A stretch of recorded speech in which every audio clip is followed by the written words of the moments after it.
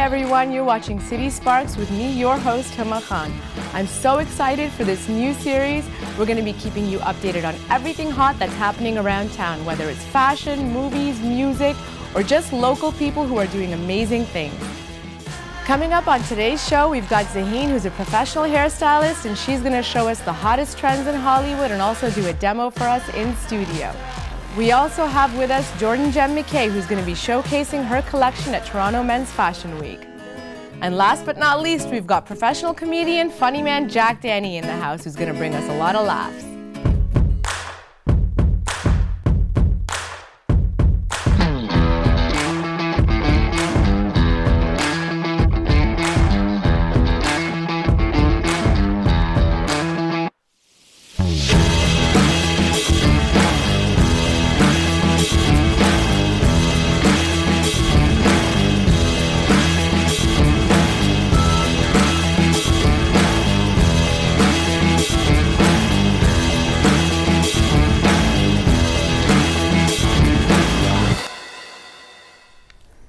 And welcome back, everyone. Now in the studio, I've got with me Mr. Jack Dani, who's a professional stand-up comedian and just a barrel of laughs. So welcome, Jack, to the studio. Thank you very much. Thank you. Thank you. My God, you have a long list of credits here. So, you know, you've hosted the Bad Boys of Comedy show and partook in a CBC documentary. Yes. Lots of things that you've done. But let's start from the beginning. When did you first realize you had this funny bone? Well, playing in a band. Right. First, before stand-up comedy, was playing music. I played drums in a band for many years, and I was always the funny guy.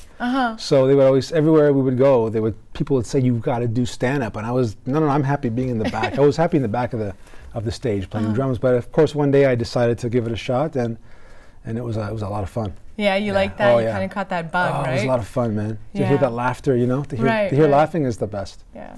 But as a kid, were your parents those type of parents? Like, come on, Jack, get up, do something for the family. Yeah, I was more or less. Yeah, I was just the clown. The clown. Even in the family. Yeah. Just it was always there. Right. You know. Right. But never thought about stand up.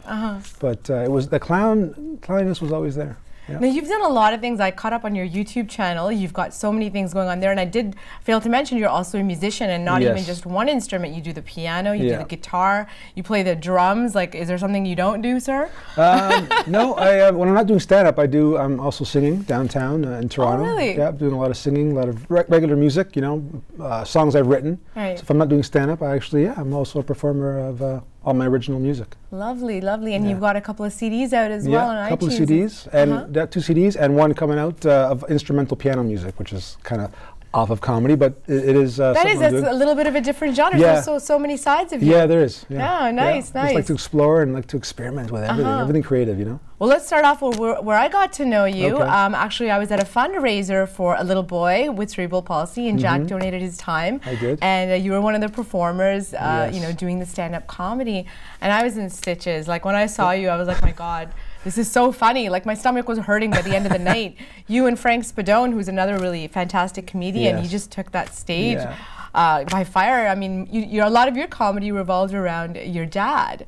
Yes, so tell me some of the experiences with your dad, and like, is that a lot of, you know, is that where you get a lot of your inspiration Absolutely. From? Yeah, my stand-up comes mostly from growing up Italian, being around my parents, my grandparents. One of the main things that I caught or found them doing a lot was messing up the words, right? English words with their accent. They would always come out sounding different. We thought it was the most hilarious thing. Right. Trying to correct them. Saying, you know, correct them if they're saying a certain word and it's coming out completely wrong. Right. They just wouldn't get it. Right. That's how they said it. So a lot of my comedy is all from the mixed up words, which tend to be not so family friendly, you know what I'm saying? Yeah, so they work in the comedy clubs, of course. Right. But can you give us a little censored version of a little bit? There's a little a black ice joke that you do that was quite funny. Very famous. Yeah, very famous. And I think a lot of, like, you know, those like older generation, you know, immigrant parents, they're always, you know, mixing up the words and stuff. But I watched your clip. They were so funny. So tell me that story. Okay, so basically, I was taking my dad to get his passport renewed. We were in line, and the place was packed. Right. And there were 2 black dudes in front of us and 2 black dudes behind us. Not a big deal, right? Right. And he starts to tell me how he lost control of his car one night on the highway on black ice. Oh my gosh. So what came out was, where I'm just standing there with him in line, and all of a sudden he says, "You know it's dangerous at night? friggin' black ice. So of course he meant to say the black ice. Black ice, but it was coming out wrong. Oh my God! And he just kept going on, and of course the moment that I realized that was the moment that I realized I was doing different types of jokes back then. Right. It was that moment there that I switched my game all around with mostly Italian stuff. The first 3-4 years I wasn't doing it. I was just doing regular kind of observational comedy. Right. But then I started hitting on, you know, things that I actually experienced with my family. Now almost my whole set is all Italian stuff. Because it's like a lot of observation. That's what life is, right? It's like so many funny things happening around, and it's like observational comedy is something I really enjoy because everybody can kind of relate to it. Yeah. And with parents, I'm sure you couldn't like turn down his volume. I know Italians and Punjabis, like I'm a Punjabi, and Punjabis from the South Asian community are the Italians of the whole. Yeah, we're loud, we're expressive, yes, and you know, we're pretty free. We don't like kind of hold back. So the same thing. Same thing with Italians. Loud. Doesn't matter where he is. Doesn't matter where he is. There's no volume control, right? It's just volume. Lots of volume. Wonderful, yeah. wonderful. Yeah. So I've seen your musical bits too, and I saw you perform some. Would you want to do a little number for us? I can. Like show us your talent. Sure, I can do that. This is I'll do a song that I do live. Okay. Downtown, like I said, when I'm not doing comedy, I do. Is this a funny song? Like, is it a parody? No, it's not a funny song. Okay. It's just a regular song. My funny songs are kind of. Huh? You know, yeah. They're not really for. Well, then you're serenading me. So that's yes, I am actually. I feel so special. The song is called "Feels So Right." Ah. Feels so right, but it's not a comedy song. Okay, that's okay. Yesterday you called my name. Now I'll never be the same. One look at you, I can see you were made for loving me. One night of love is all I need to show you forever yours I'll be. And the look in your eyes and the sweat on your skin all over mine. It feels so right. It feels so right. It feels so good.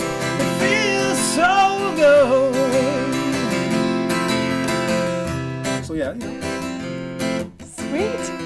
A little more? Sure. Walking down the beach today, you turn to me and softly say, let's make love by the sea, on the sandy ocean breeze. I look at you and I just smile, 'cause baby for you I'd walk a mile. And the look in your eyes and the sweat on your skin all over mine. It feels so right. It feels so right. It feels so good. It feels so good.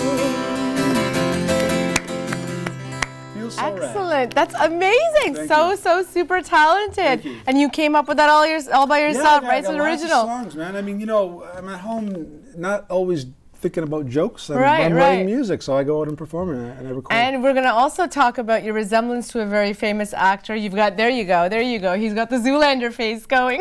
So a lot of people mistake you for Ben Stiller all the time, right? Well, we're going to take a little short break, but we'll be back with lots more Jack Dani, guys. Don't go anywhere.